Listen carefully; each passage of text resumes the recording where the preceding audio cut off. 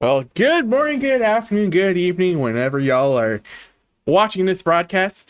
It's the Iron Thunder Racing Network back for some more Truck Series action live from the virtual Atlanta Motor Speedway circa 2008. That's right, we're going back in time before they turned this track into a super speedway. We're here at Atlanta tonight for 98 laps for the Georgia 150. Tonight it looks like we have 20. Oh, that number disappeared. I want to say there's 26, 27 drivers in here. Might have 25, 26 when everything's said and done, because Dylan Hill is in here at race admin, so he's one of those drivers technically on entry list. Let's go ahead and go over some information real quick. We'll go ahead and pull up your track facts real quick. We are again at the Atlanta Motor Speedway here from 2008. It is located in Hampton, Georgia. This track did open up in 1960. Reconfigured the current layout we're racing on back in 1997, I do believe, and then it just reconfigured last year to the super speedway we see in real life. The track distance is 1.54 miles, and our race distance tonight is 151 miles. So that number you see there of 150 is actually a light on the race logo. Let's go ahead and show you some current weather we have here. It's currently about 3 months ago, May 15th is the sitting time at about 4:50 in the afternoon. 80 degrees is the air temp, track temp's 104. We got partly cloudy skies with a 1% relative humidity, and what I've noticed so far, that 1% relative humidity does not change. Another thing we'll look at before we go over to Chris Stapleton singing our wonderful national anthem is the points after last week. Matt Cherry did get a win at Daytona. His win does lock him into the chase. The chase is a whole different than what he's normally seen in the Iron Thunder Racing League. It's 12 drivers, 5 races, and right now Matt Cherry's the only driver in. Taking a look at the cut line, Andy Casalova is currently tied with Storm Patterson for 12th in points. Brian Mills is 2 out. George Balfans, Adam Boyles, Randy Caldwell are 3 out. You can see Josh Coley, Matt Quick are 5 out, and Tristan Knott is currently 7 out. And when you're in, after 7 races, we should have about 5 drivers who can make it in on points. So points do matter in this situation. But yeah, that's all the information we currently got for now. We'll go over our starting lineup once qualifying is done. They're currently about almost halfway through qualifying, which gives us an opportunity to head over to Chris Stapleton to sing our national anthem.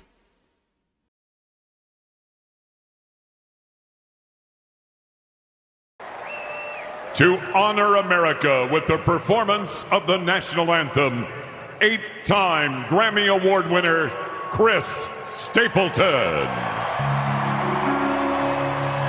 Oh, say, can you see by the dawn's early light was so proud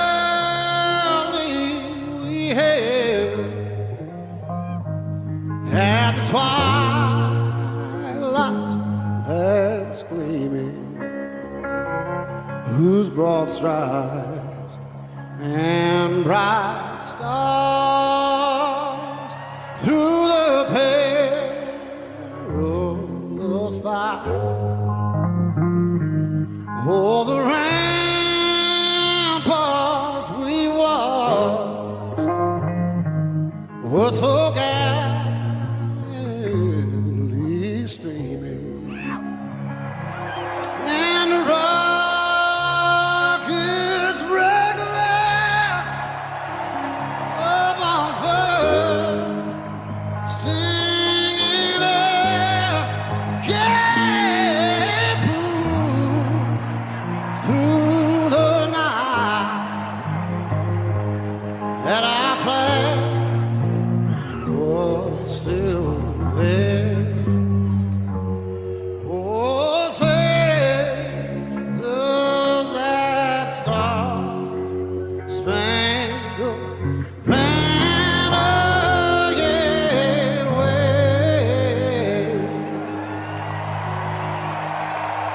Oh, the land of the free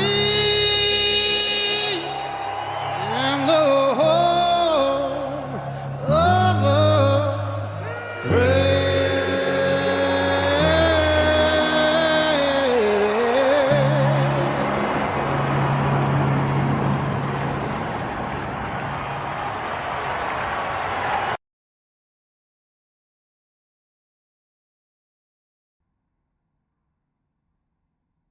Thank you to Chris Stapleton and the NFL always for that wonderful rendition of the national anthem we saw this past February for Super Bowl 50. I want to say it was 56, right? Between Chiefs and the Eagles. It doesn't matter. We got racing to focus on. And our starting lineup is set for tonight. And we'll go ahead and give a quick congratulations to our pole sitter. Once he does get on track, we'll go ahead and pull this up. Here is your starting lineup for tonight.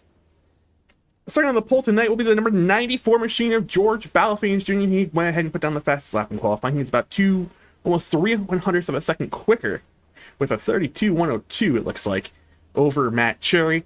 You do see in row number 2 will be Dave Matson.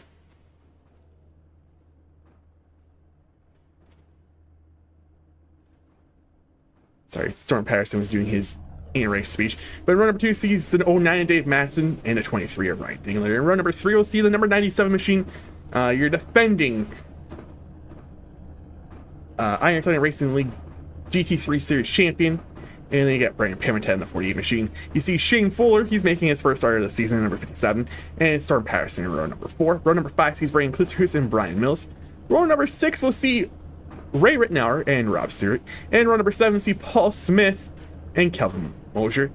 And row number 8 we see Chris Gale and Matt Klisterhus. Row number 9 sees Andy Kosalova and Tristan Knott. And row 10 will be Joseph C. Gordon and Manny Gregory.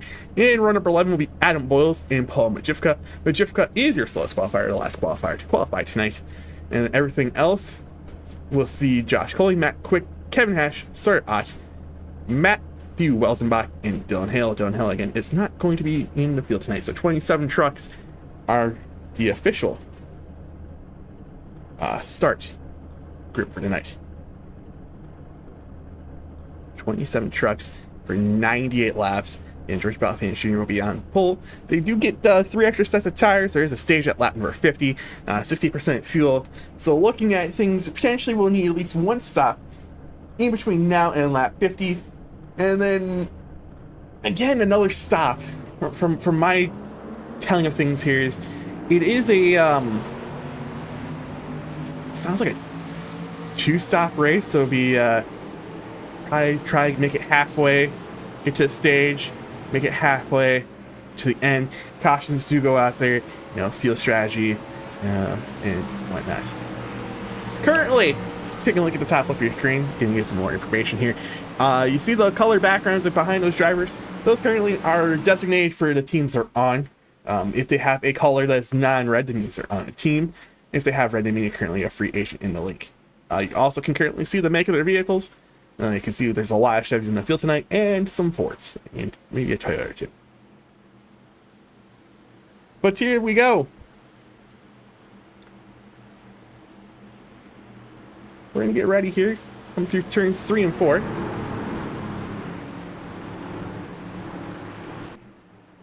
That's not the camera I wanted. I wanted this one. As Barney gets the green flag into his hand.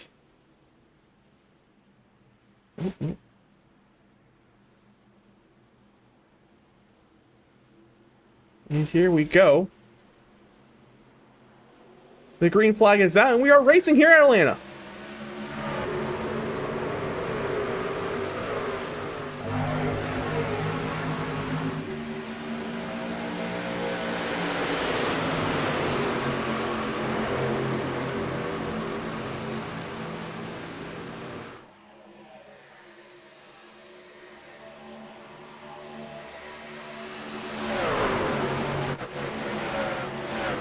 I can tell you what, I can already see the guys who know their strategy dropping to the back here. You can see the 87 machine drop to the back here, running about qualified about middle of the pack, dropped on back there.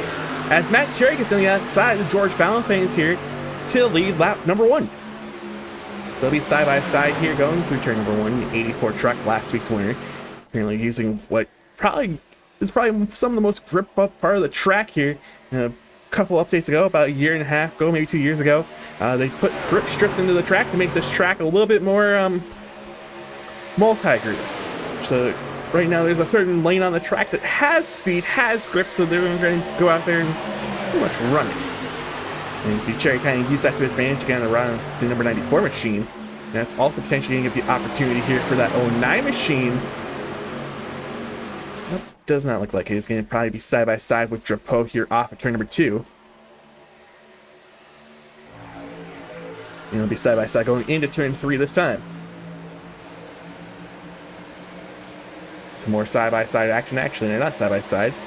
Go a little further back here. Side by side action between the 25 machine of Ray Inclusive Hoos and the 43 machine of Kelvin Lejeune.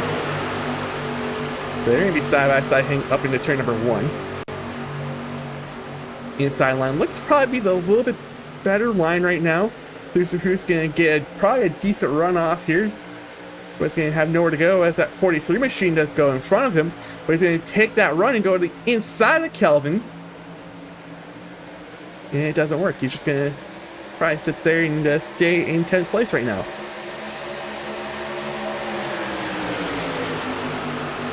It's still Matt Cherry out front. Side by side for 6th here as Patterson's on the inside, Hamitat. And you can also see Kelvin Mosier on the inside of Shane Fuller. 6th and 7th, 8th and 9th currently looking like swapping positions.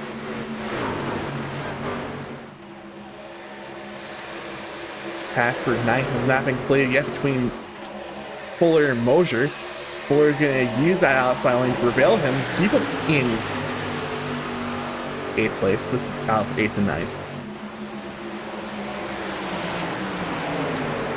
Teammate and Gregory trying to run the high group here. As Eric Drapeau to get around Matt Cherry here for the lead. Cherry going to take a look on the inside through 3 and 4, but that does not look like it's going to work. Coming this time, complete lap number 6. It's going to be Eric Drapeau, your defending GT3 Series champion.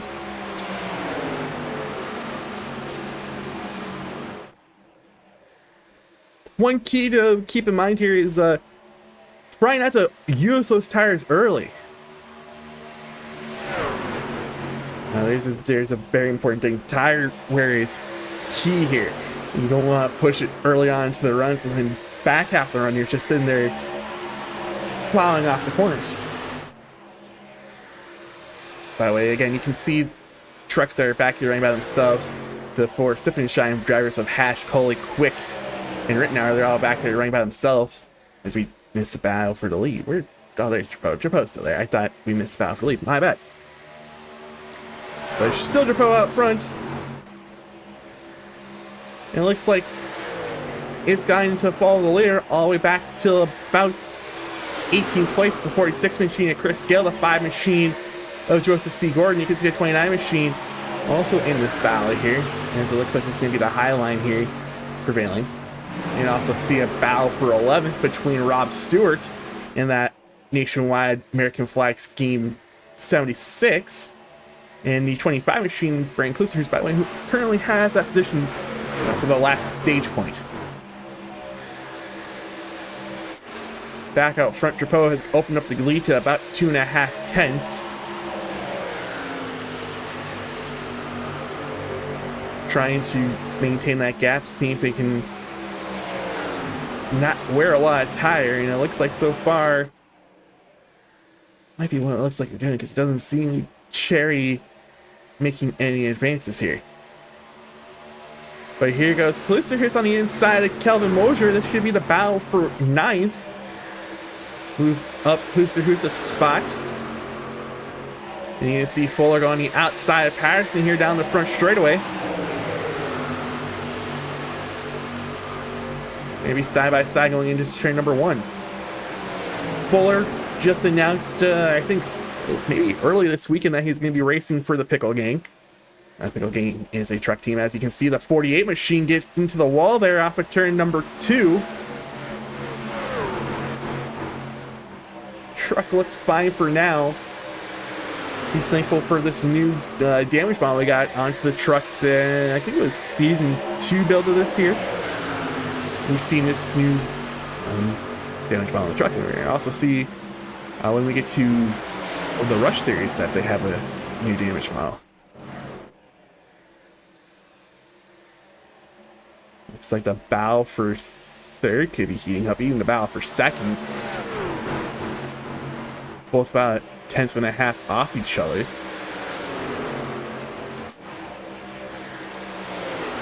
Looking back at 16th place here. Like Clister Chris had a little bit of a run there onto Preston Ott. But not really going to be able to do anything with it currently. It says Matt Quick's a lap down. I don't... Yeah, that he's just having connection issues. That's what issues he is having. It looks like a lot of drivers potentially might, maybe just on my end, might be having some sort of connection issue. I'm not real sure because a whole lot of right on my screen looks to be from Blinksy one, and again that might just be on my screen here. But back out front, Cherry closing a tiny bit in at 1 and 2, but that distance has fallen back a little bit here. So we're almost probably about a little bit over halfway into the fuel run.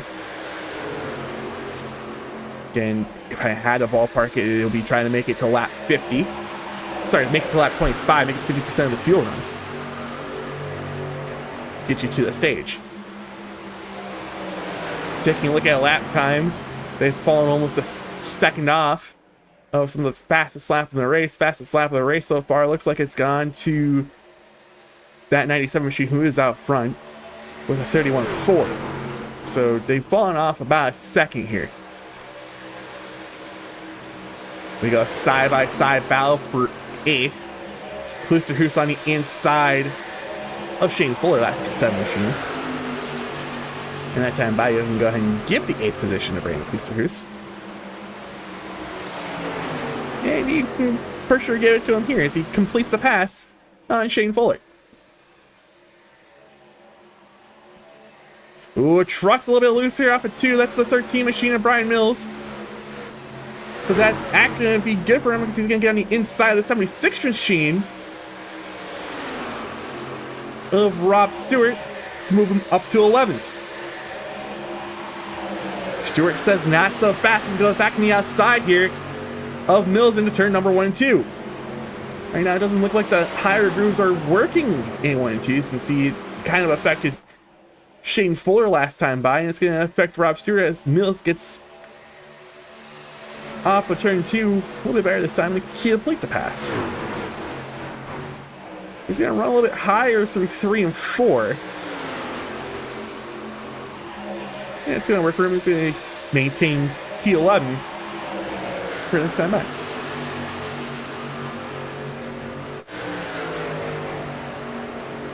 Back to 20th place. Current closest battle on the track between Wells and Bach and Kozlova, but that battle has passed. Trying to find the closest battle on track, and it's going to be the battle for 12th here. It looks like Rob Stewart's going to start dropping like a rock in a 2-foot creek as Adam Boyles is on the inside.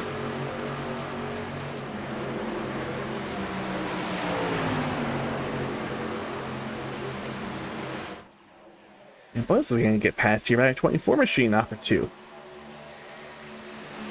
Klusterhuis side by side with Boyles. Again, this is for 12th, 13th, 14th, and 15th is now on the screen. And it looks like maybe Rob Stewart's the one holding him up here. There's some potential for the battle for the lead heating up here too. Cherry has gotten to the back bumper of Drapeau. Might not be able to complete the pass currently because of this wonderful thing called dirty air. By the way, lap times have fallen almost 2 seconds off the fastest lap, 20 laps into the run. And if I'm not 100% sure on the field mileage, we should know here by about 5 laps. If I had to guess, some drivers should be coming down pit road here in the next 5 laps to potentially split this stage in half. But we've made 20 laps green flag so far. And it looks like the prevail, it's not going to last long. And again, back to 12th here. It really looks like Stewart's holding these guys up as they're about almost a second off of Brian Mills for 11th.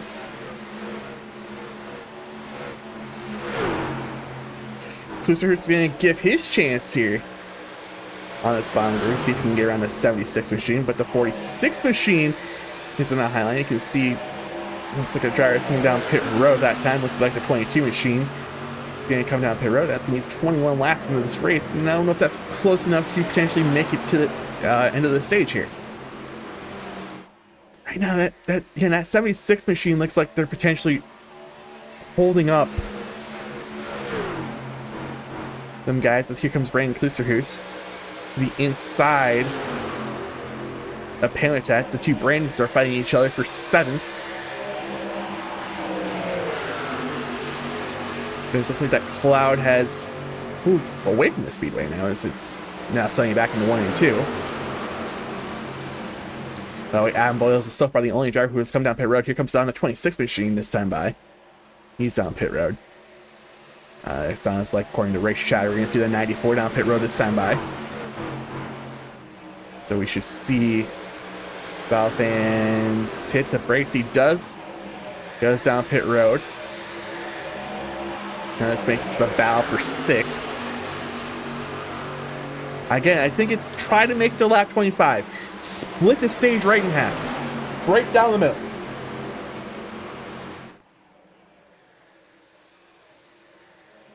And Dave Masson's calling that he's going to come down pit road this time. Brandon Klusterhus in the 25 machine is calling that he's going to come down pit road.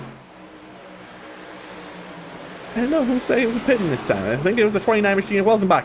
As Dave Matson almost got ran over coming down that road. But we see the two Badger Racing machines. You see Dave Matson, you see Brandon Klusterhus, you see the 43 machine of Kelvin Molger also come down pit road. If I can find his name. So this is right around halfway in the stage. You see Brian Mills also down pit road. Ford machine and Paul Majifka said he's going to come down pit road. 97 machine also said he's going to come down pit road this time. And just currently leaves Storm Patterson, Brandon Pamitat, and Chris Scale is oh no.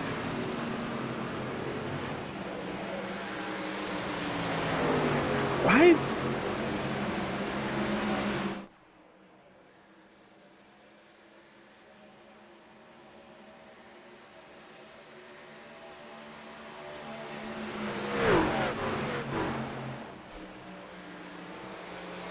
interesting? I'm trying to figure out, because it just seemed like Gil came out of nowhere.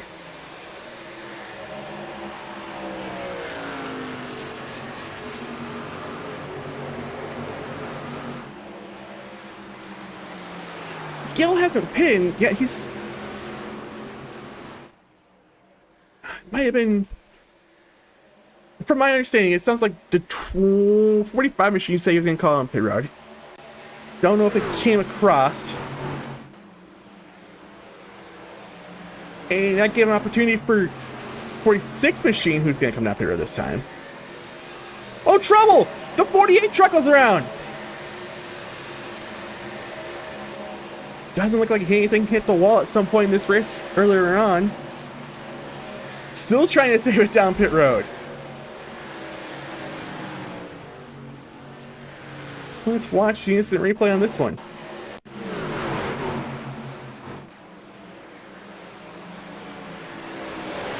If I had to guess, he got...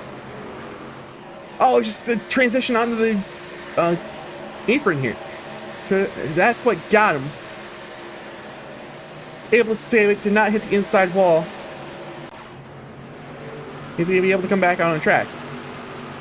Also looked like Matt Cherry, last week's winner, got caught either speeding, potentially an unsafe pit entrance, unsafe pit exit on his pit stop. But he did have to come and complete a drive-through penalty. Puts him for sure 1 lap down. 2 race leaders currently, Matt Quick, who should be over, no, 17 seconds behind. So that leads to be given up here this time by. It looks like Quick should be coming down pit road, or has connection issues. One or the other. But that should cycle out to your new race leader here, the 22 machine of Adam Boyles. Whenever whenever Matt Quick does decide to come down pit road. Oh, there's trouble! That looks to be the 87 machine hard in the inside wall. What happened?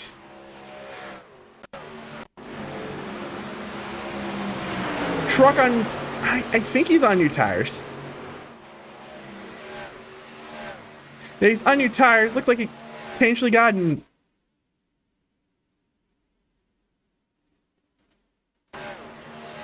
Oh, his contact with the 24 machine off of 2. Pow! In the inside wall, and that's gonna hurt real bad as that's only a 1-car spin. And that's not gonna give him. He's gonna have to come back down and take the quick fix. You're also gonna see the 89 machine relinquish the lead to the 97 machine, who's pulled out to a half-second lead now over George Balfains, and now it's gonna be second place. So everything's gonna cycle out here. First guy to come down pit road is the 22 machine of Adam Boyles, who's gonna get a little tap here from the 23 machine of Ryan Dingler. What happened to Matt Clisters? More potential just connection issues potentially on my end. Right now, that would be it's currently a gain for Boyles, but he's gonna continue to, I think, lose position to these guys on tires. He did come down on lap 21. He came down 10 laps ago, while these guys have 3, 4, some maybe 5 fresher lap tires. I mean, tires do mean a lot here. But he's going to block the attempt from Klusterhuis right now. 25, Brandon Klusterhuis is going to go inside, take advantage of this run.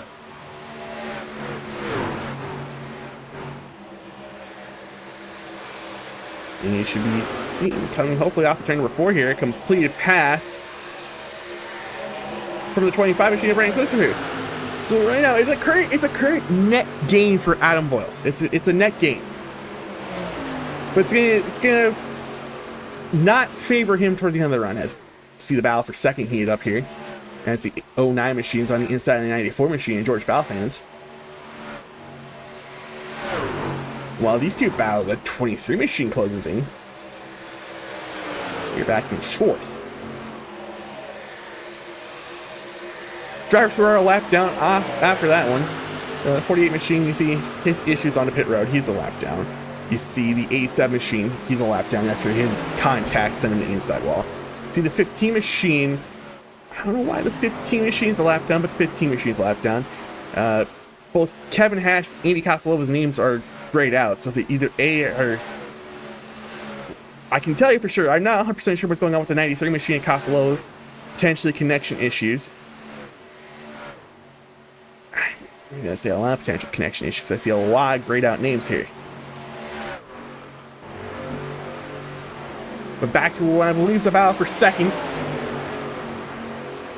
between Matson, Balfans, and now Ryan Dingler. Dingler's here. While these guys continue to battle, that gives the opportunity for the 25 machine to also close in onto this battle.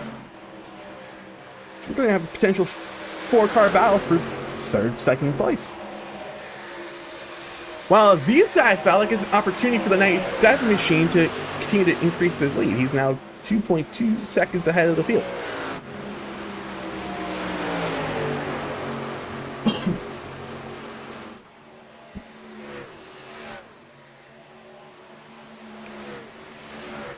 But Matson go ahead and completes the pass here on Battle Fans. When does Dingler potentially take its opportunity here? You know, these 4 need to work together, potentially closing this gap here with 13 laps to go on the stage. See if they can get back to Drapeau. Update on Adam Boyles. He's currently back to P9. Again, with about 13 laps to go on the stage. It could potentially become a net gain because he's about 3 seconds to the next truck behind him in 10th. In Mills. Talk about Sawyer out here for a second. He's gained some spots through this pit cycle. He's up to 12th. After we'll go ahead and show you, be able to see where he started. I think he started towards the rear of the field today, 24th, 25th, 26th today, so he's up 14 spots currently. But yeah, it doesn't look like these three are gonna race side by side quietly as Balfans goes the inside. Dingler gives an opportunity for Matson to pull away here.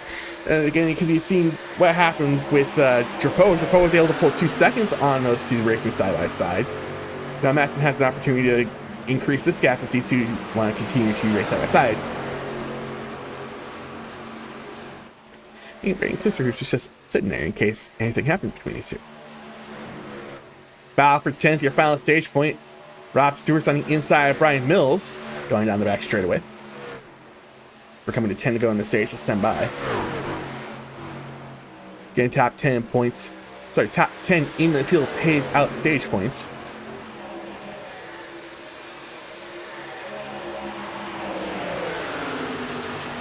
And with 10 to go, right now your last stage point will go to the 13 truck. See the 15 truck again, he's a lap down, so he's not really right now in contention, but he might be the first truck 1 lap down. And his Pamatat's currently back here too, he's currently 1 lap down right now. He's also, after his issues on track earlier, if 3 trucks are 1 lap down, you can see Quick. It looks like it potentially still might be trying to save?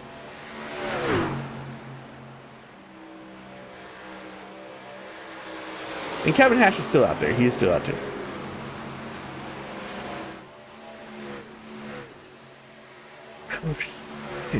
I'm trying to figure out what's going on with these drivers. I don't know if it's connection issues or what. A lot of drivers are either blinking, could again be on my side. It could be on my side of things, so no driver could actually have an issue. Sorry about that. It's getting, I have a lot of drivers showing up on the ride like they're wrecking, but they're not. They're still out there. But things have settled down. Matson's closing in about 2/10 on Drapeau, but with 7 to go in the stage, it's not really closing the gap. Dealer's about 3/10 off of Matson. Balfan's almost second behind them. Klusterhoos about 2/10 of that. And here comes Thor Patterson. By the way, is one of the last cars to pit. He pitted on lap, hit 17 laps ago. So he pitted on lap 26, 27. So he's closing in on this battle for 4th now, as a Balfan is potentially going to lose a spot to Klusterhoos. Coming to 6 to go on the stage. Klusterhoos goes to take the high line, see if that works to get around Balfans.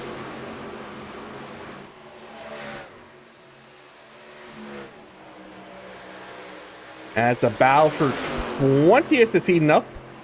20th, it looks to be 23rd, 22nd between Coley and Cherry.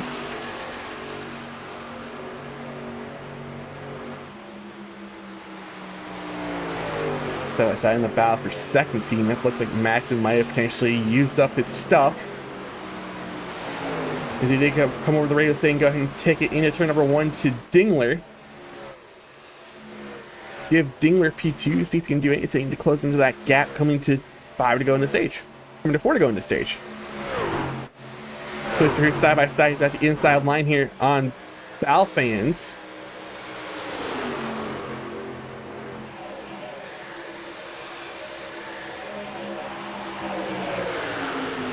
So he's had a slight edge down the front straightaway that time.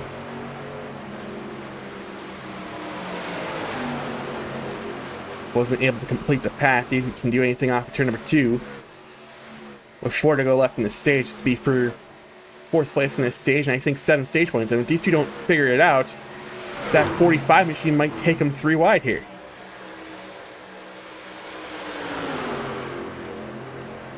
Klusterhoos with a slight edge through 3 and 4. Coming to 3 to go on the stage. 4th place would go to Balfans. They're still side by side. Patterson looks high, but it doesn't look that high line's there currently. This was again with a slight edge, but they're going to Balfan should get the run.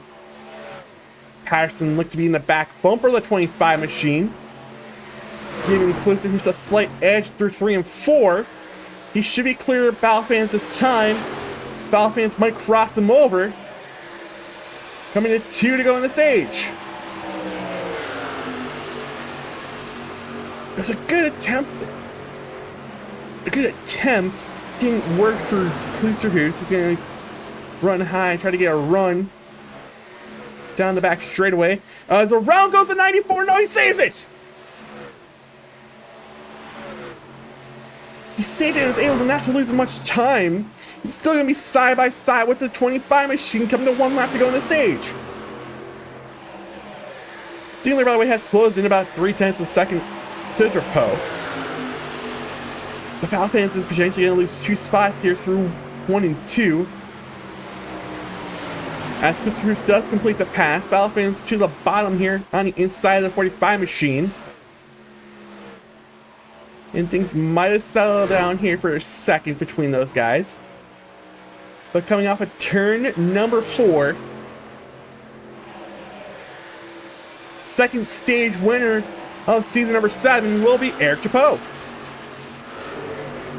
Dingler gets second, Madsen third, Klusterhuis fourth, Storm Patterson fifth, George Balfan sixth, Shane Fuller seventh, Adam Boyles did stay in top 10, finish 8th, Calvin Mosher in 9th, and Brian Mills will be your last driver scoring stage points tonight in 10th.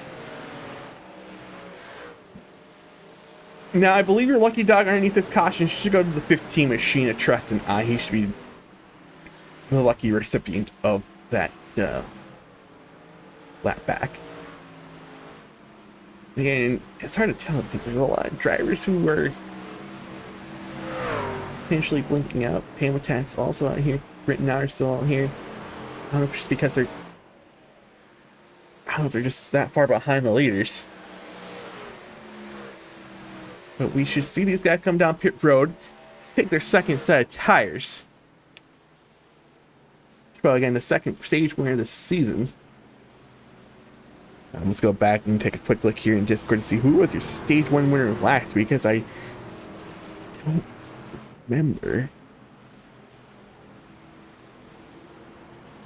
Your stage winner last week was the 89 machine, so he joins Matt Quick as the stage winners this week, season so far. But they should all be making this left-hand turn down pit road. Is this an opportunity to take a look at the pit lane cam? Getting your lucky dog should go to the 15 machine of Trust and now. You should see it this time by speed all the way around the racetrack. And there he goes. Take a look.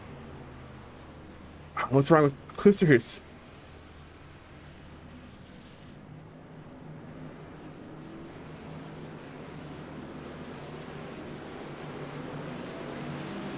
Race winner off pit road, by the way, looks to be the 97 machine.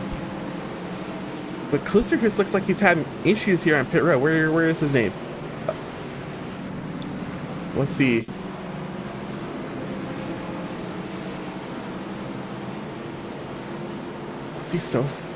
What happened to the 25 machine? And is he going to come back down pit road?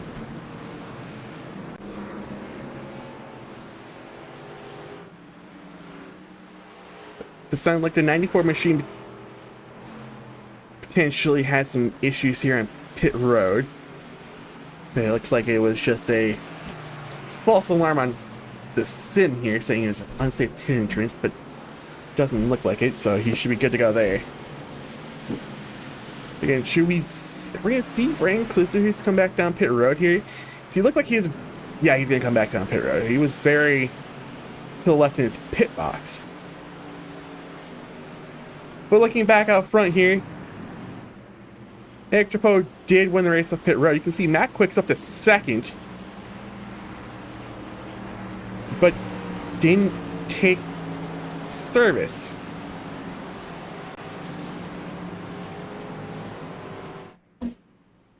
wonder if he's going to come back down pit road here. Because if he does come down pit road again, they give second place to Matson. See a lot of issues on pit road here. The 25 machine had issues going to come off pit road this time. Balfans with had issues on pit road, but should be fine. Drapeau says he's going to call a top lane here on this restart. Which, looking at the pace truck, the lights are still on, so we should be getting the 1 green this time by. Which sets up here, I want really to say 46 laps to go on the stage, but it's going to be 43, 42 laps to go on the stage. Again, might see stops halfway through the stage. And there was no pit road penalties, which is really interesting to hear. No one drove through too many pit boxes, so we cleaned that up from Daytona. We'd like to hear that. So no pit road penalties. But again, you heard Drapeau took the top lane. It gives Matson comes inside lane here. Matt Quick did come down pit road, so he now is going to have probably some of the most fuel and the freshest tires technically on the track. And you can see Balfans comes back down pit road. Pam Attack came down pit road. Other guys kind of looking like they're coming back down pit road, topping off here. Either A, to try to make it as far as they can here, or B, just for more fuel. You know, this truck might drive differently with more fuel in it. Yeah, we're going to come in to lap number 56 when we come back to the green flag, so that should mean, I normally mean we're coming to 45 to go, but since we're 2 less laps, we're coming to 43 laps to go when the pace truck comes down and make a hard left-hand turn up the road. And we're going to get to the starter cam here as Barney the flagman has the green flag in his hand. As we're back racing, starting the second stage tonight.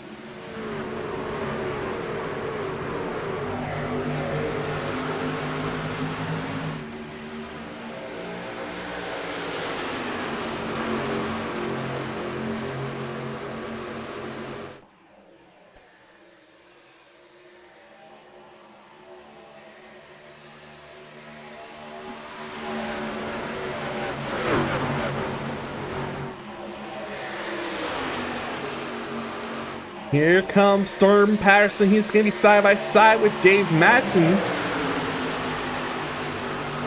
For second place, he's going to have to fall back in line, but he's going to have the preferred line going into 1 and 2. As with this restart, it does make things a little bit closer here. That 2-second lead that Drapeau has is no longer there. Matson's able to hold off that 45 machine. It looks like potentially the 23 machine got into the wall there. Seeing some smoke off his Chevrolet. As here comes Dave Matson to the lead.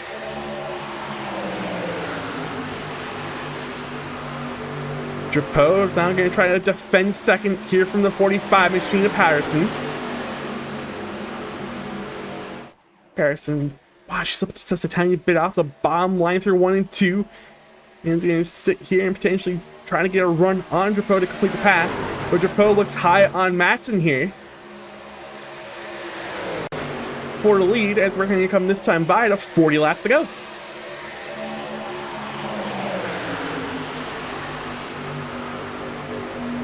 By the way, on lap number 57, Dave Matson did start the new fastest lap of the race with 31.072. Well, he might pay for those fast laps here at some point early on in this run here, as Drapeau does get on the inside of him down the back straightaway here to try to take the lead away from him again through 3 and 4. Drapeau with a slight edge.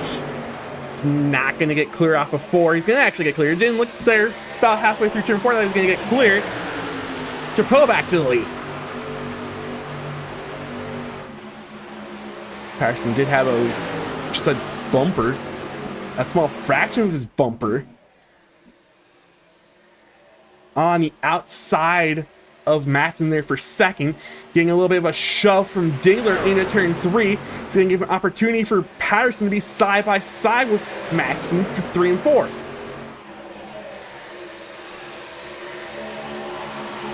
Nothing really came from that there, as Matson's able to hang on to second. Dingler all over the back bumper of the 45 machine. And here's Adam Boyles, who his pit strategy really helped him here to get up to 5th place. So he's running about 12th, 13th when that initial set of stops happened. Sorry, I'm currently running 8th. As it can be side by side between Gill and Stewart for 9th.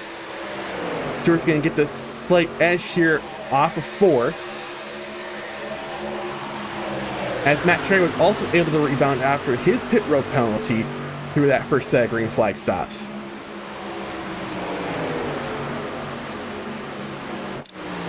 Battle for 18 seating up between the 5 machine of Joseph C. Gordon and the 94 machine of George Balfans. Balfans got from what I'm understanding, a terrible black flag called onto him on his pit stop for unsafe pit entry, which unfortunately caused him to drop to the back of the pack. He does have a pretty fast Ford F-150, so let's see how quick he can get through the field.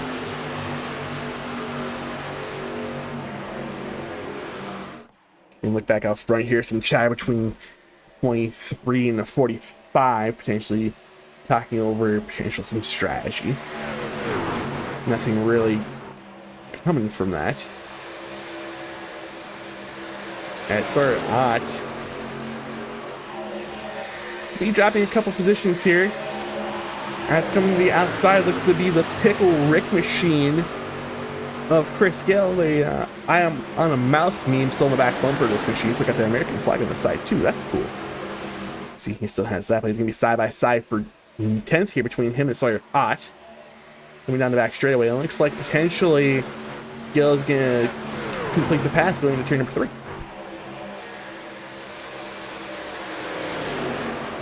As Brandon Klusterhurst is also on the rebound after his pit road issues.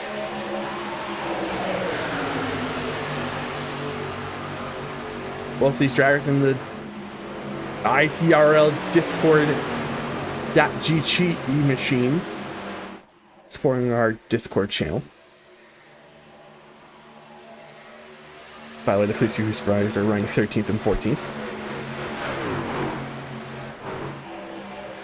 Trying to take a look here. Balfans has not really made much progress here yet.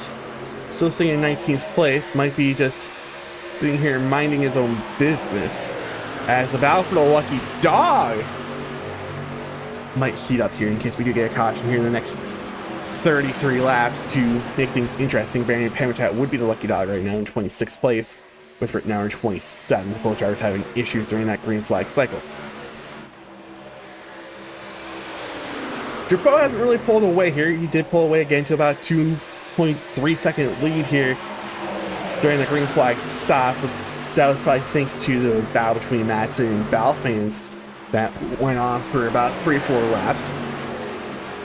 Right now, tires are still kind of new. Second lap times have fallen off about a second now. Oh, everyone's fastest lap. Again, the fastest lap of the race goes to Dave Matson with a 31.072.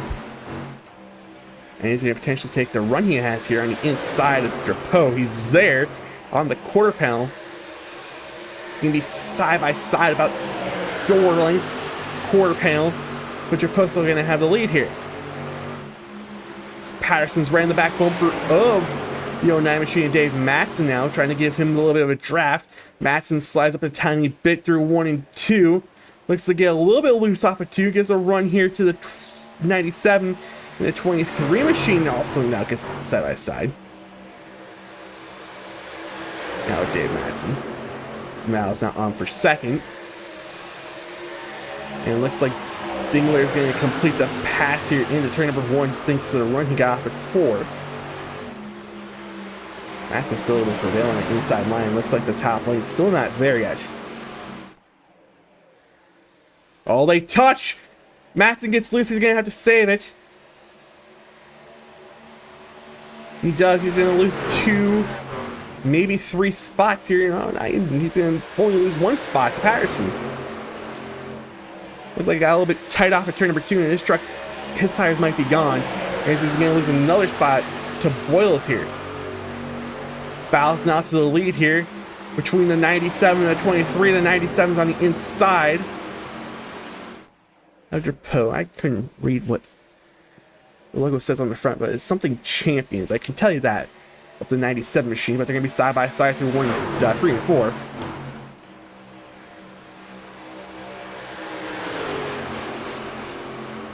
As we are under 30 laps to go.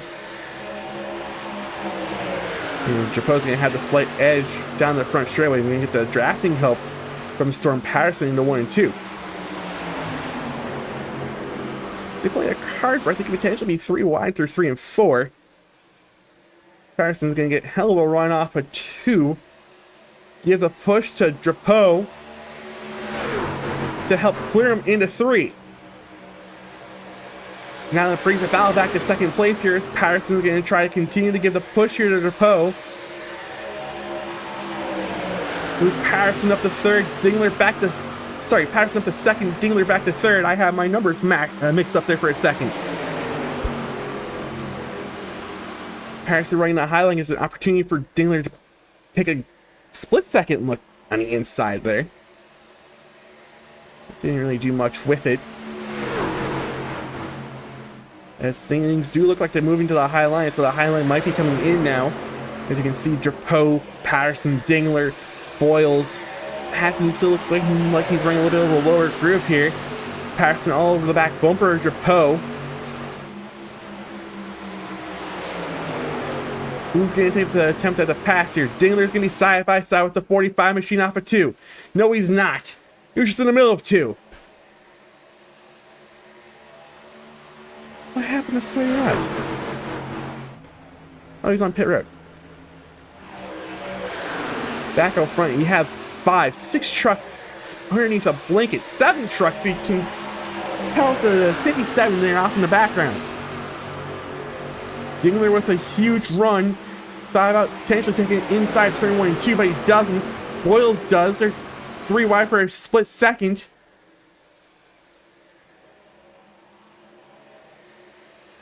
And the lead continues to be Drapeau's.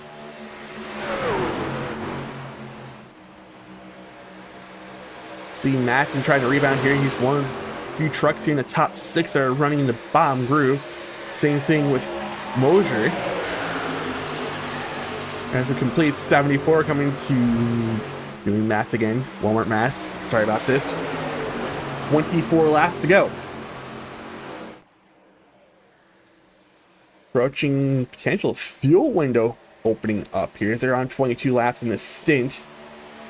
You can see Rittenauer, Casalova, Welsenbach, Smith have all come down pit road. Sorry, Oz come down pit road. Looks like potentially even the 15 machine of Tresinas came down pit road. I can hear call outs for the 25 machine.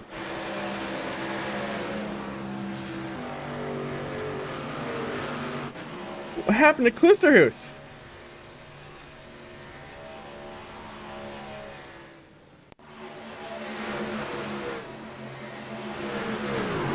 Let's watch here. I think Klusterhuis said he was going to pit. Oh, it just doesn't look like... Oh, and there's net code that also happened. 25 called he was going to pit.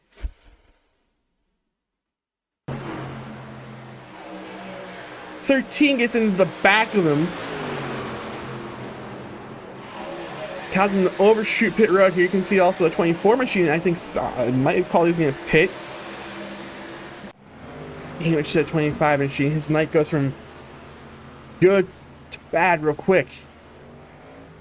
Here's green flag pit stops have started. See the 76 come down pit road that time. And it's still a battle between the 45 and the 97 here. Coming to 20 laps to go this time. Patterson's getting in on the inside here. Drapeau might be just potentially letting him go here so that he can either A, pit this time, or B... No, he's not going to pit this time. Both drivers are still running the higher groove. 4th place, Fuller said he was going to pit. Here comes an... Oh, trouble! No call, I think, from the 45 machine leads to him getting ran over coming down pit road.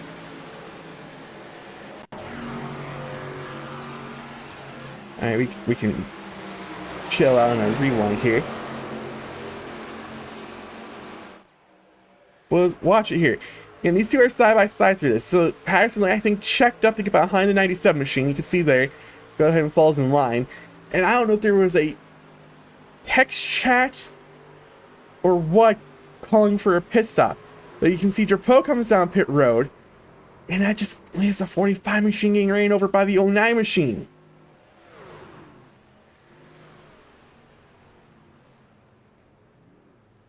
And we didn't see a caution for the 25 machine.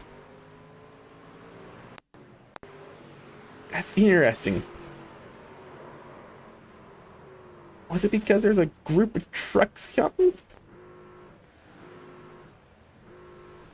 I think it. I'm trying to figure out why the caution was called here. And not for the 25 machine. You see Patterson just trying to follow Drapeau.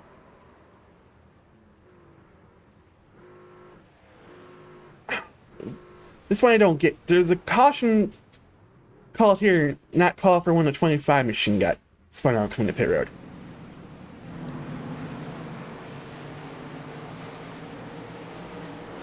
So I don't get that one. We know the cause of caution. Why was that one thrown and not for the 25? Was it because the 25 was further off track?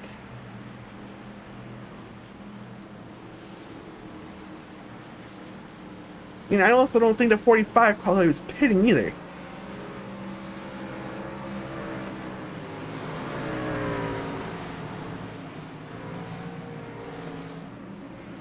This is interesting. I'm really trying to figure this out. Let's see if we can watch this one more time.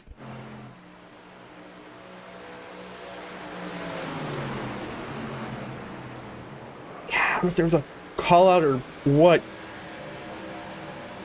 Aston just ran him over. And he was far enough off track. You can see. He was quick. You can see Quick coming.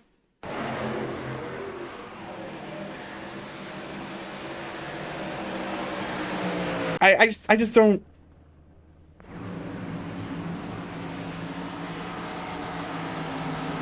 I'm trying to really figure out this one. This one's really confusing me. The 25 literally got the same thing happened to him before. The lap before. It's interesting. But Drapeau's still going to be your leader. Everyone in front of him, from Hoosterhoos on up to about Rob Stewart, is going to get the wave around here because they were in the middle of green flag pit stops. So again, 23rd on up to Stewart in 8th. We'll get the wave around. It's also going to play into the favor. It looks like an 89 machine because he's going to come back at 7th.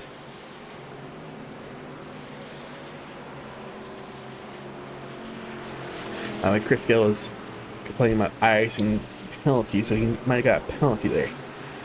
But who doesn't really help here? It's 48 machine. The 48 machine was lapped down, time of caution. 23 machine, he's going to get one of maybe his 2 laps back here. So he might have been 2 down. Bernard's going to get a lap back. Yale doesn't look like he's going to get any of his laps back. But Pamatat, Dingler, Rittenauer are all 1 lap down. So we're going to be within 20 laps to go. We're approaching actually 10 laps to go. We're going to be 17 to go, 16 to go. When things get all said and done, Drapeau did maintain the lead here. And the green flag did get delayed here for the late wave around trucks to get back here. Again, it does play into favor here of Matt Quick, who's been running for about back half of the field most of the day. He's going to take advantage of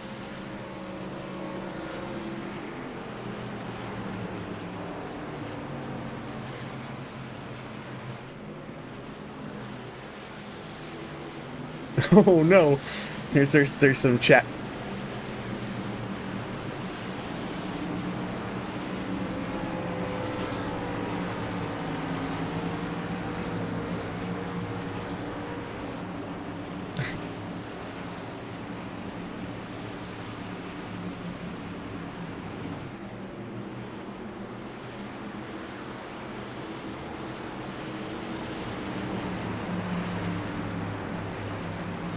Interesting conversation that's going on, by the way, here.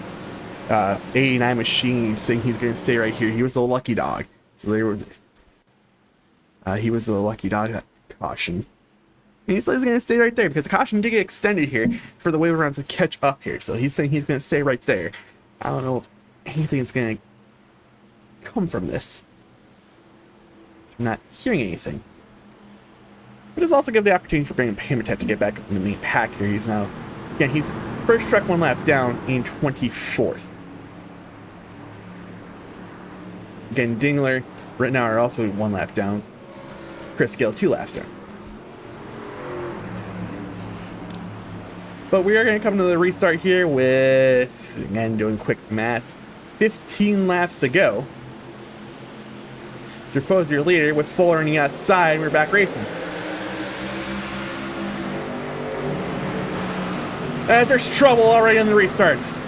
22 machine in the wall. The 35 looked to be also a part of it. As more trucks are wrecking, this might be the whole field.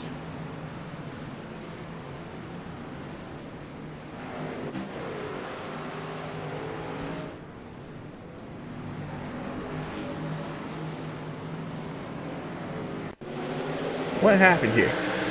Oh, the 22 got a jump. That's what it was. And it just caused everyone behind him to wreck. Trying to see if we can get a good view of this. I think we're going to get a good view from the blimp cam.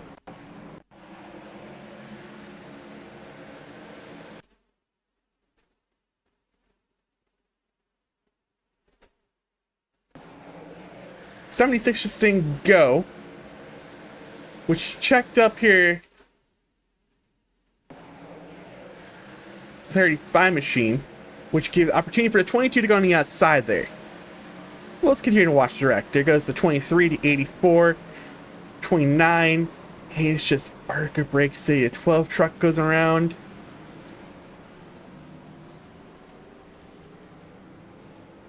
Well, let's watch this from the view of... Well, you can watch it from Coley.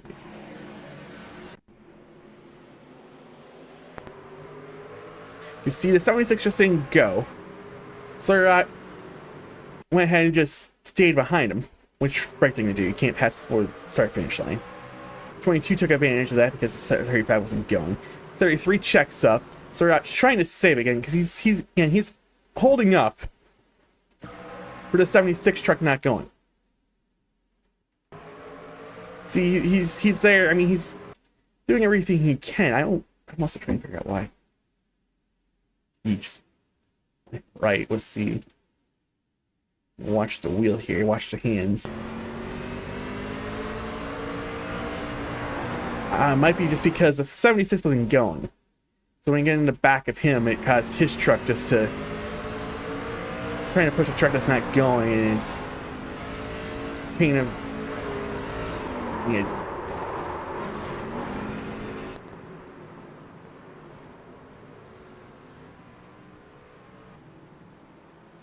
to happen to continue to wreck there. And I don't know. I mean, Boyles did change lanes before the start here. You can see the 70. Watch 76 truck. The truck in front of the 35 machine just doesn't go. So when Sawyer gets in the back, then it causes his truck to get upset. Causes 22 to jump outside here and try to make the pass. When that happens, Sawyer, I was trying to save his machine, which caused the 23 of Dingler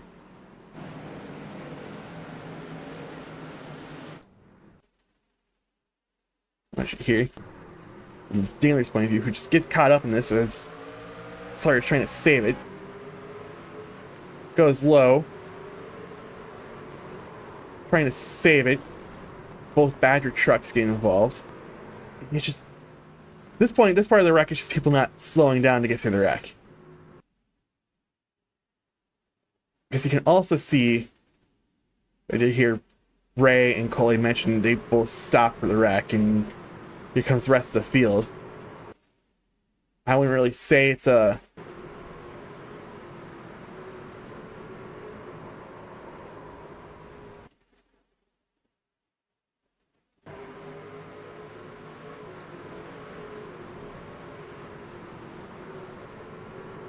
93, I don't know. 93 just trying to keep going through. He saw a hole, but at the same time, you see 87 checking up, so you should just check up. A lot of things happening there. Boy, did Pamatech get his lap back? Ran Pamatech to get his lap back. He's back on the lead lap. So again, that caution looked like there's a chain reaction event from the 76 not going to 35 machine into the back of him, causing his truck to get all out of sorts because they're going into a truck that's literally not going. So with him getting the back of him, upset his truck, sort of trying to save it. In the process of saving it, he couldn't really save it. He gets into the what looked to be a 23 machine. A 23 gets an 84, and it's just people not checking up into the wreck after that. It's straight up just drivers trying to think they can gain spots, put the caution out. Kind of situation. But gives them another opportunity for a restart here. When we come back to the line, it's going to be 10 laps to go. You can see the front row. 97 called the outside lane here. Did call it. Perfect. And it looks like potentially that 03 machine is potentially doing some tire cheese here. And we're going to come to the restart. 10 laps to go this time.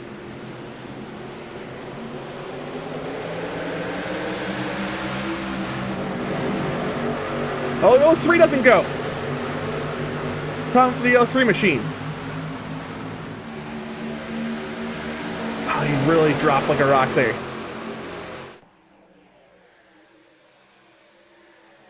It's gonna be side by side for fourth. I'm even further on. It's actually side by side for the lead as Balfans goes the inside of Drapeau, coming back to the line for 9 laps to go.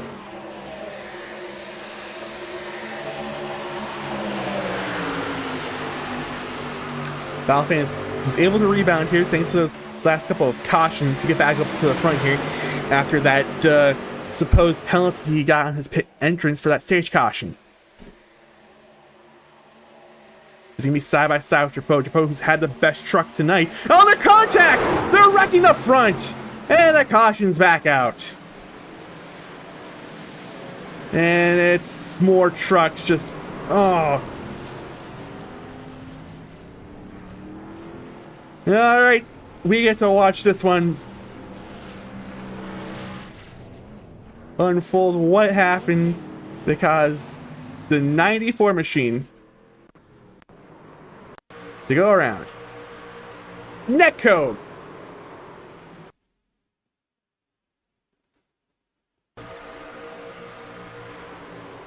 Was that netcode? I think it was initially, yeah. Yeah, that looked to be some netcode at first.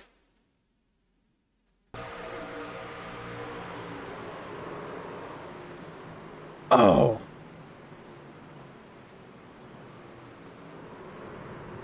Oh, and just everyone else just... Oh. I think this would be look better from the blimp.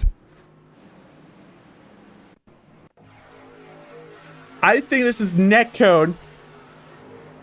Netcode between Matson and Balfans, which caused him to go into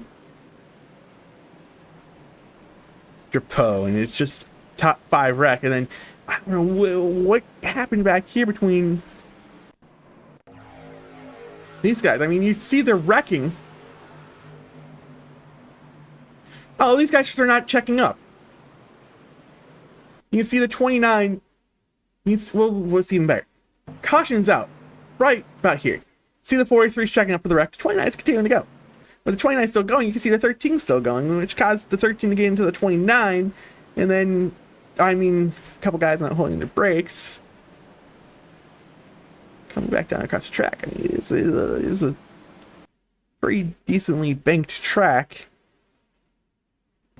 That's the second part of the wreck. How?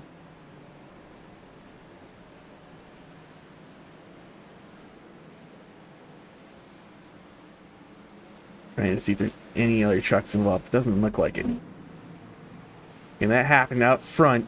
Then well, we can watch this. We'll watch this one more time because I think this all happened because of netcode.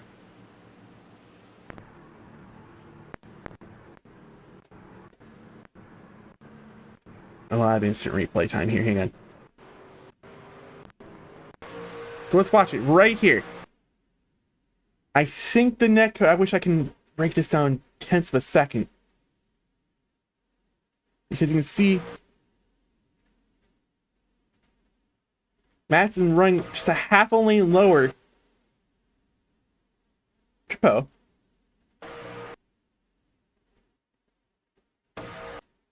And here comes the netcode, right here. So you can see the netcode causes, yeah, it's a netcode.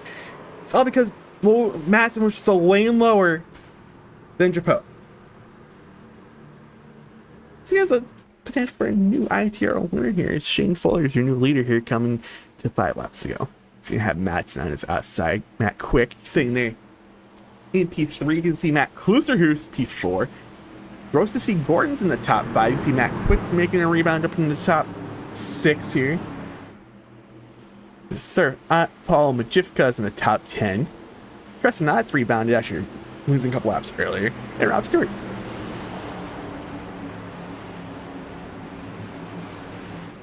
But here we go, coming to 5 laps to go. This is going to be Shane Fuller when we get to the restart zone. We're back racing. Are we not live? We are live, okay.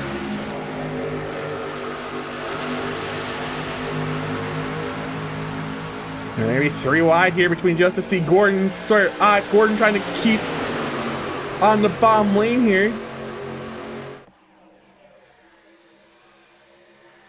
Oh, so 3 wide. Further on back in the pack here. As Fuller does have about 4/10 of a second lead here on Quick. But don't look down, here comes Matt Cherry 4 laps to go. Now, one thing we are going to review when we get to the end of the race here is going to be that last restart, as someone did call out a potential lane change. We're going to go ahead and review that here as a side-by-side for second. Cherry almost made contact with Quick on the outside lane here. As Fuller still about half-second lead.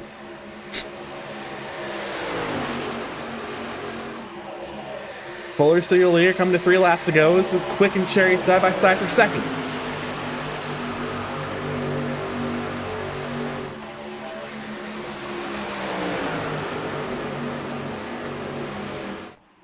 And there was a penalty just called out here for your race leader.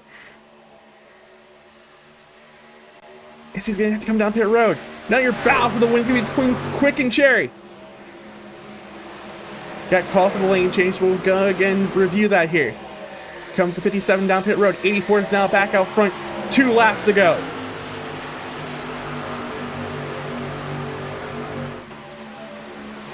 Can Cherry hold off Quick? Quick right now got the bottom lane. Side by side behind him. Question is, can we get to the white flag? We can't. Around goes the 94 machine further back in the pack. And we're going to for sure have one more restart.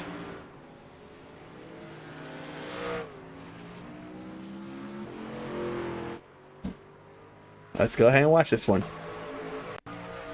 I think it might be some teammate wrecking.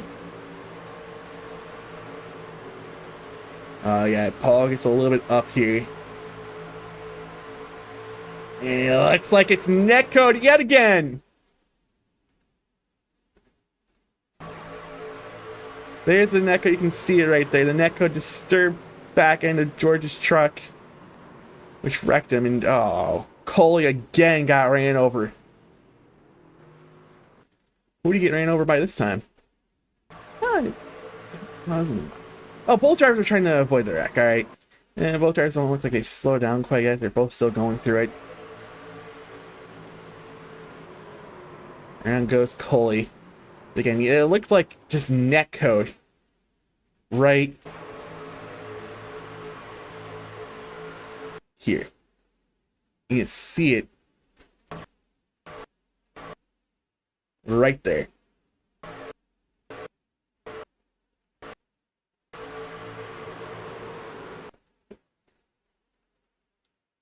Where is the front end of Paul? I want to see the front end of Paul. Nope, that's not part of the truck I want to see. Is it the left front suspension? No? Just see, we not have a camera for this? Nose. Alright.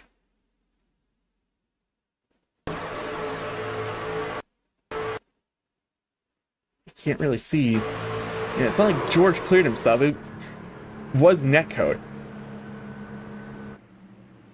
Now we do need to go back here. And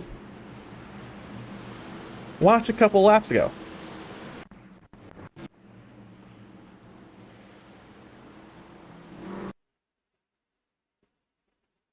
Or not.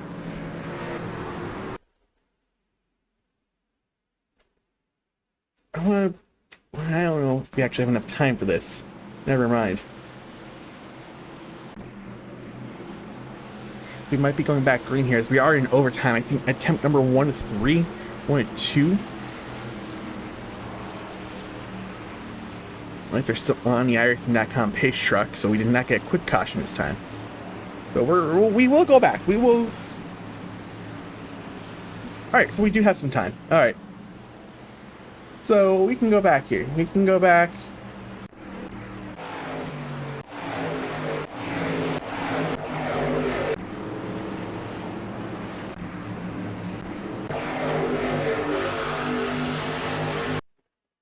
Here we go.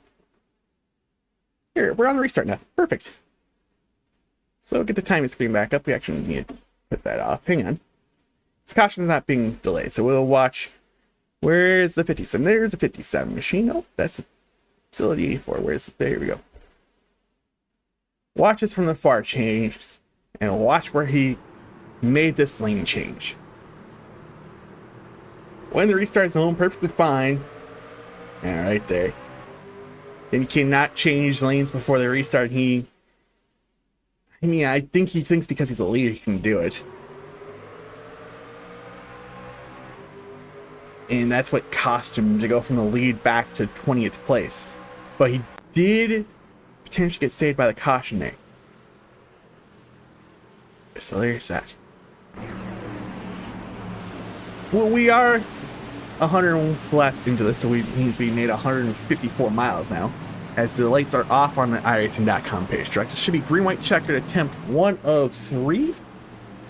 1 of 2. Yep, 1 of 2. Can't see it, but it's up there. It says 1 of 2.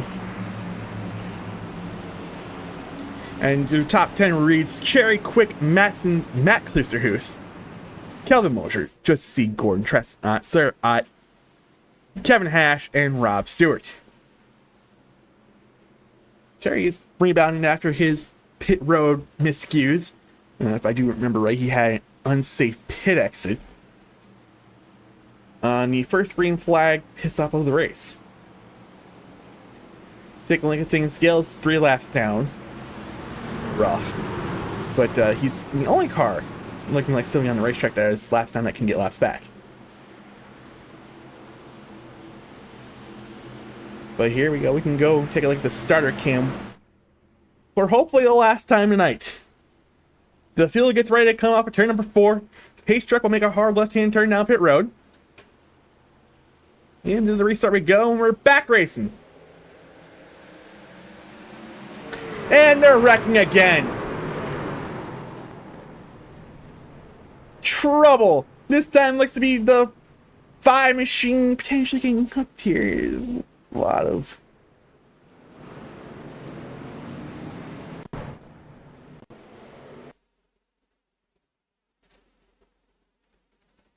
Let's watch it here.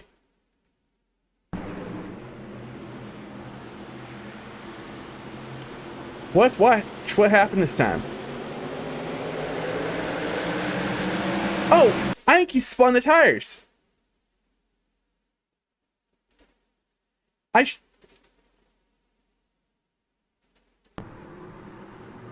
think that's what happened to the 5 machine. Yeah, there's a tire spin. And that just caused a massive wreck behind him. Give it a second. That crash just literally took out all the camera. And his wheel spin between the 5 machine. A 5 machine. Let's see here.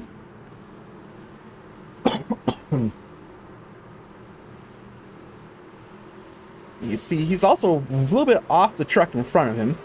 Spins the tires. 35 goes behind him, Rex, and then... I mean, it's just trying to avoid the massive wreck from that point on. I think we can watch the blimp cam from Brian Kluster, because I don't think he'll disappear on us.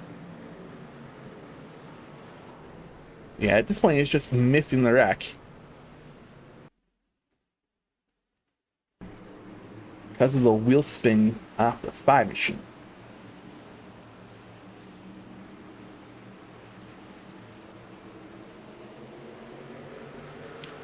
You see, yep, here's the wreck.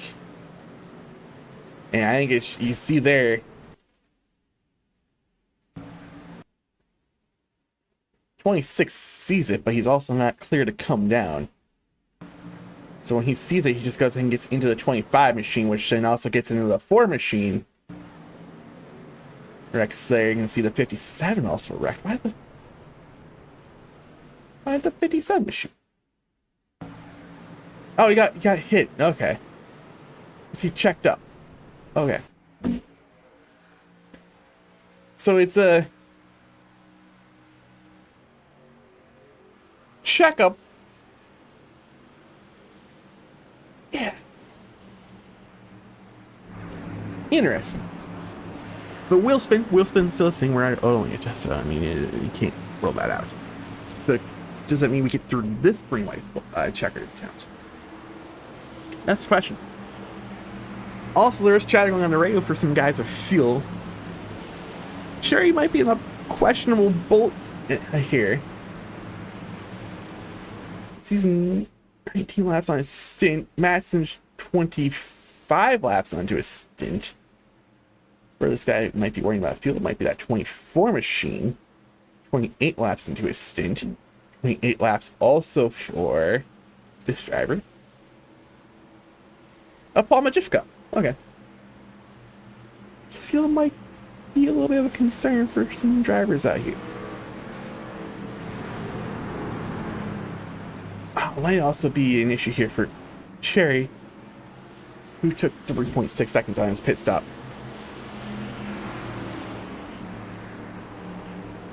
But we should be hopefully in the 1 degree this time. Cherry did call out the top side. As this is the final attempt at a green white checkered. I don't know if we made the rule in this league or not that we're racing back. This is the point of no return.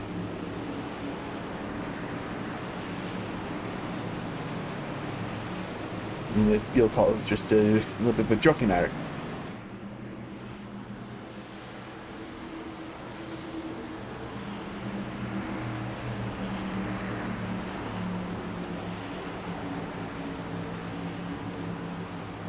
Talking about Danny Hamlin's comment to the crowd now in the chat. But again, here's a quick run over your top 10 before we go back racing here for the last attempt here at Green White Checker. We got Matt Cherry, Dave Matz on the first row.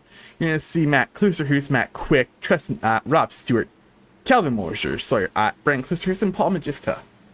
Your top 10 here. As we're well over the scheduled distance of 154 miles, we're now on to 107th lap of the race, so we're approaching. This is where the calculator comes in handy. Hang on.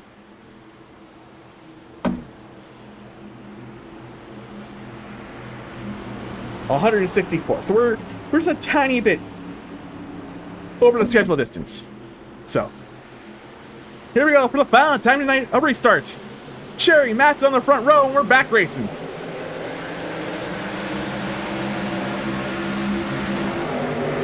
It looks like we get through this time. Cherry with a decent advantage here through 1 and 2. But how much is that going to affect him here off of 2 down the back straightaway for the penultimate time? Here goes Matt Klusterhuis to the inside of Madsen for second. Here comes Tristan Ott. They're making 3 wide for second coming to the line. White flag off turn number 4 this time for Matt Cherry. 1 lap to go.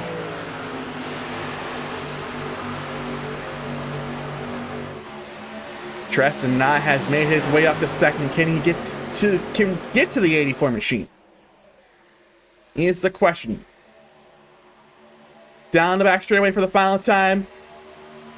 See some loose trucks. But I don't think he's going to have enough for him. Off of turn number 4. Winning back-to-back weeks will be the number 84 machine of Matt Cherry. Treston Knott made his way up to second. You can see Dave Madsen up to third. Matt Klusterhu's got fourth. Matt Quick got fifth. Kelvin Mosher sixth. Rob Stewart seventh. Eighth. Brian Klusterhu's rebounded ninth. And Maine Gregory will finish your top 10. You see Andy Kosolova, Paul Majivka. Where was I? Matt Wilsenbach, Storm Patterson, and Adam Boyle's your top 15. You see Eric Chapeau, Shane Fuller, and George Balafans finishing 19th. Kevin Hash, Ray Ricknard, Joseph C. Gordon, Brian Mills, Brandon Pamichette, Josh Coley, Chris Scale, and Ryan Dingler are your final drivers here. Chapeau, after leading majority of this race, finished in 16th place. You can see Shane Fuller, contender earlier, finished in 17th. He was a contender early. But yeah, Matt Cherry goes back to back.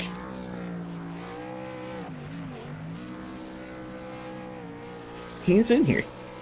That's cool. I think all the drivers are still in here. So we'll see. Brings this thing down on the front straightaway, and I think he's literally gonna use all those Goodyear tires. Gonna burn it out. Give him a second to get this thing parked.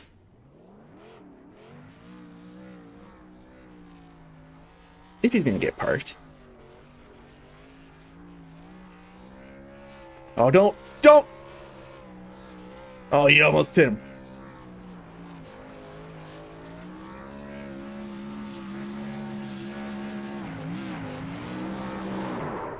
Alright, when does he stop his burnout? Because once he stops his burnout, we're going to pull him up into the booth here.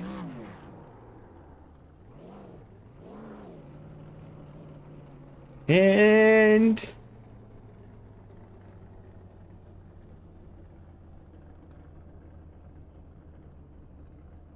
he's going to park it right on the start-finish line. I think just like Josh Williams did back in the...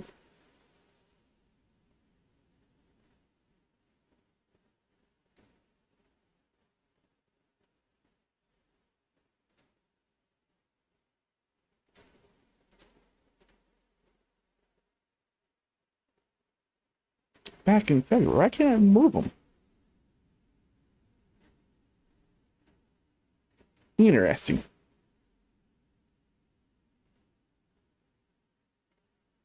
And we'll be right back. Just give me a second here, because I want to move him up to the booth, but I can't move him. Just a second, we'll be right back.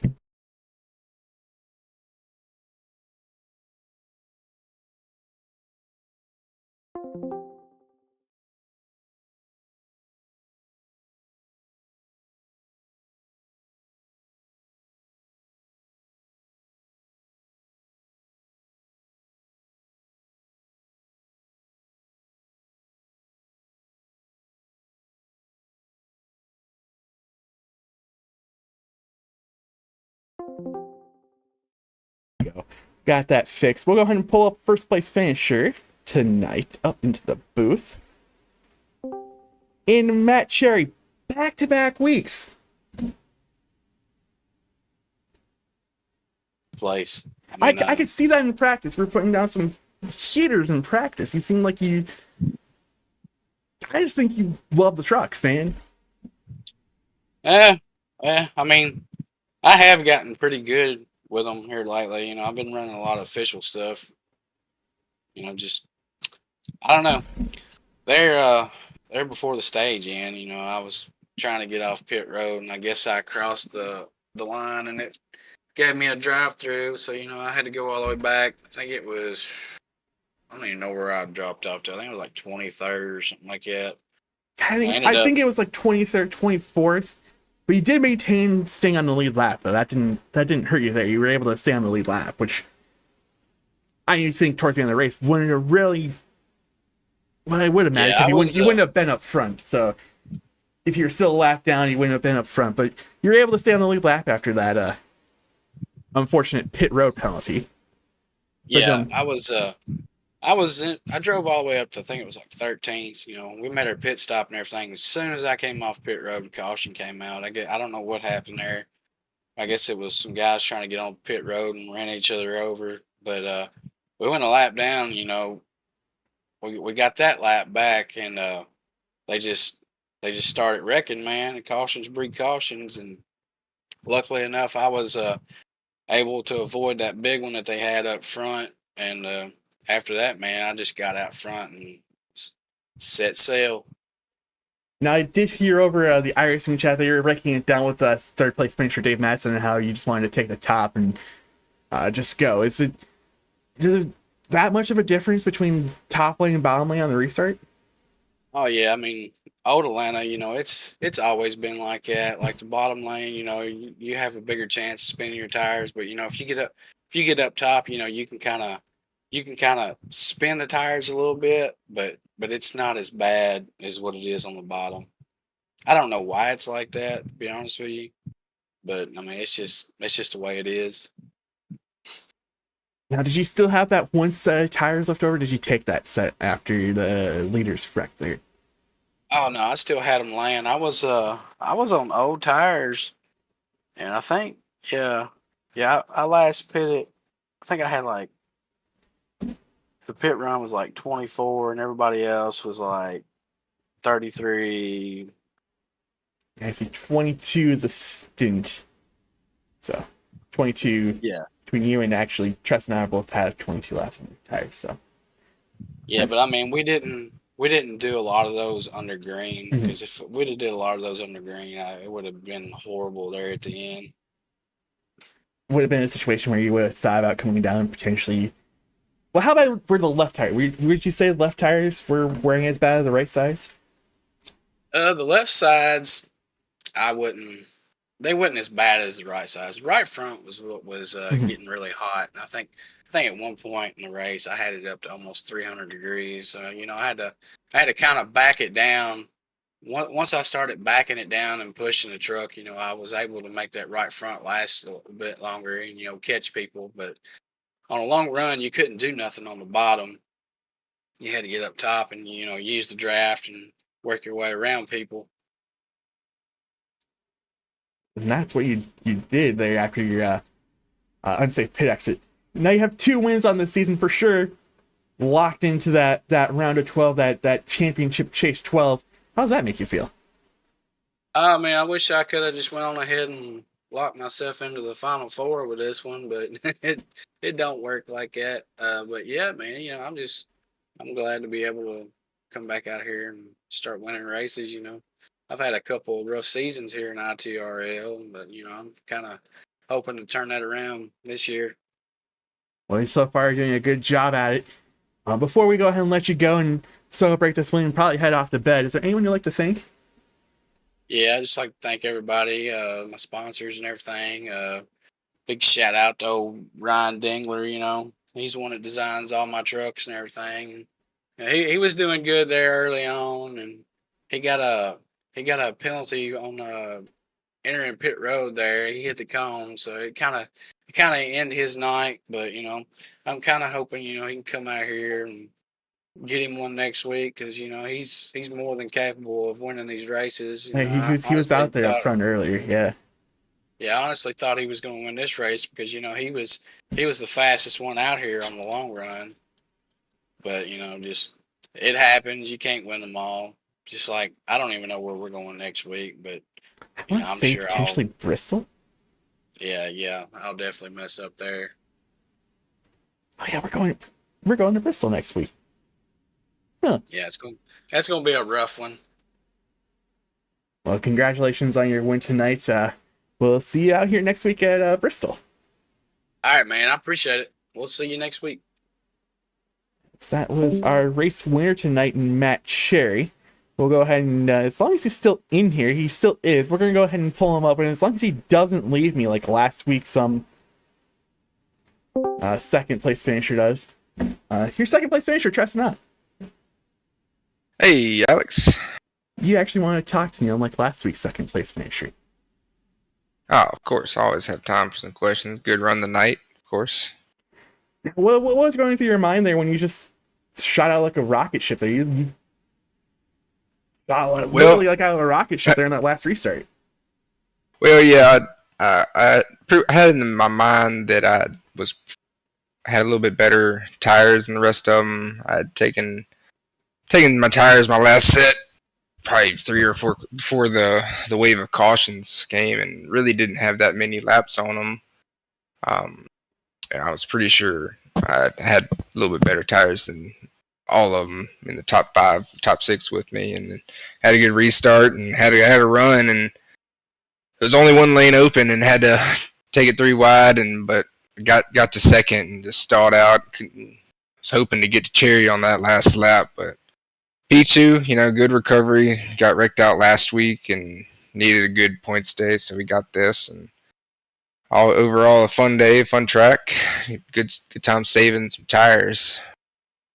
Were you actually saving tires tonight, or was it was the right front gone about 15 laps into the run? Oh well, it was gone either way, whether you're saving or not. But I was trying. I mean, I wasn't, just moping around, but I was trying to stay with everybody and also not just push it wide open like you can, because if you do that, it'll be gone in 10 laps. But I felt like I, did pretty well with managing my tires. I did got a speed, got caught speeding in that first round of green flag stops. It kind of set me back, but got lucky with the stage caution. Got the lucky dog and got back and avoided some wrecks, unfortunately, and got involved with a wreck with my brother. But we 3 of the JCOM cars in the top 10, top 5. So good night. I was about to ask because your truck looks clean, so now that you said that you did get involved in a wreck, I'm guessing you took your fast repair after that. Oh wreck? yeah, yep. I tried to ride it out and fix it, but I was down on power. I was losing the field after it, so had to take the quick that and also just helped kind you of there with the spree of cautions we had within 20 to go. That being down a tiny bit on horsepower probably helped you miss probably 1 or 2 of those wrecks.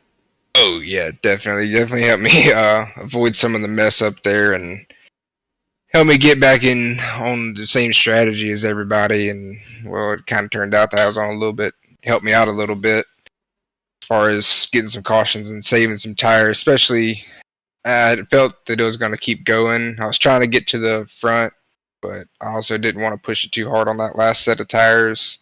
And we did have some green flag laps on them, so definitely factored into it. It was all about having tires there at the end. But Jerry had the track position and he got a good restart and good win for him. Now, if we had another 2 laps, do you think you got to him? But I would say so, but truthfully, it seemed like when I got to second, I don't know how many laps I'd had on my tires, up to that point, coming to the checkered, but it seemed like I had enough tires to get me up to second. I don't know if I really could have caught them, but maybe 5 more laps I probably could have. Well, before we go ahead and let you probably go play Starfield or more likely go to bed for the night, is there anyone you want to give a shout out to? A quick thank you? Yeah, of course, you, Alex, putting on the broadcast, Storm and Dylan for putting this whole series together, and Sawyer for throwing the whole ITRL together and keeping it going and having these fun racing leagues every night and every week. It's a big shout out to Apex Power Sports, golf carts, Icon, Predator e-bikes. If you're anywhere in Mississippi and you need a hunting bicycle, golf carts, anything you need, come to Apex Power Sports. First night with them on the hood, got a P2 for them, so definitely a good start for the new paint, new sponsor and paint scheme. So, yeah, I want to thank God for everything, and hey, have a good night, Alex. Well, again, congratulations on your P2 finish tonight. Appreciate it. So that was our second place finisher in Trestina, and that just leaves the '09 machine of Dave Matson. How you doing, sir? I'm doing fantastic. First off, congratulations on finishing P3. You seem to have one of probably the best trucks in the field tonight. Yeah, we had a good truck. I think Dingler was better on the long runs than we were. I mean, I was trying to save some tire on there, but he obviously had the long run figured out. We had a good short run and a good. I mean, we didn't have a bad long run, but he just had a little bit better than us. Did get involved in a wreck there before. It was within. Where were we? Probably within 10 to go, approaching 10 to go out there. I don't know. Have you gone back and looked at the replay of that one yet, or? I have not. I mean, I can tell you what I saw in the truck, but I really don't know what happened. I got to look at the replay and see whether. I mean, it looked like the 94 kind of squeezed us up a little bit with the. I was following Eric, but I don't know. I mean, like I said, I'm not gonna make a final decision until I actually watch the replay. But you were able to, rebound, come back, and finish third. Looks like you got some front end damage there on that '09 Navy machine. Was it? Did you feel like you were down any horsepower or anything? Or are you glad that you had this new damage ball on the trucks? I don't think we were down on horsepower, but we were definitely down on speed on the straightaways. I could tell you that. But it worked to our advantage on the corners because I didn't have to lift. Mm-hmm. What I do know is right before we went to the last caution, what started the first green-white checker. I'm kind of glad it happened because we were starting to overheat. We were at like 250 degrees, and I'm not even sure we would have made it to the rest. So the green-white checkers actually worked into my favor. Oh, after that accident, got that restart one where you got up to speed probably got at least through third gear. So you did put a little bit more heat into the engine, but once that caution came out, you were able to back it back down. Yeah. Cooled. Yeah, we were good on the restarts on that, but and then on the green white checkers, I don't think the heat was going to be much of a factor because you weren't running hard enough in order to get it to where it was going to overheat. But I know that I got a really good jump, and when Matt Quick didn't, that's how it got us in the second.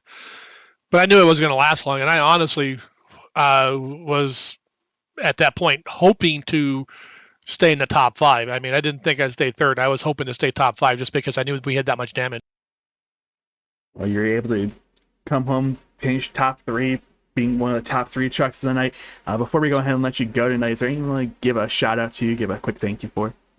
Oh, yeah, we always thank our armed forces, U.S. Navy, Air Force, Marines, Coast Guard, and Army. So, without them, we don't get to do what we do here. So, as a veteran, I salute them every single day, active.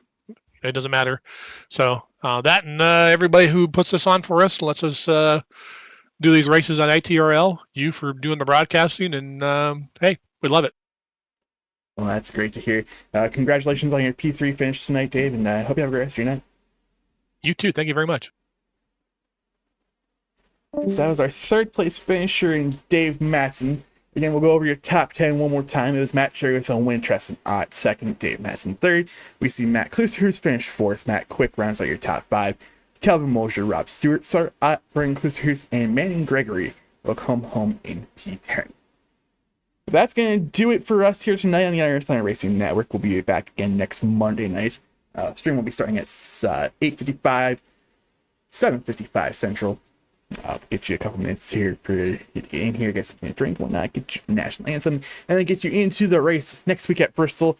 Checking the quick lap count, I think. You have to schedule right now. It says 150 laps, so we're gonna have a long night next week at Bristol, and I think it's gonna be a fun one. So, that being said, that's gonna do it for me. We'll go ahead and catch you guys next week.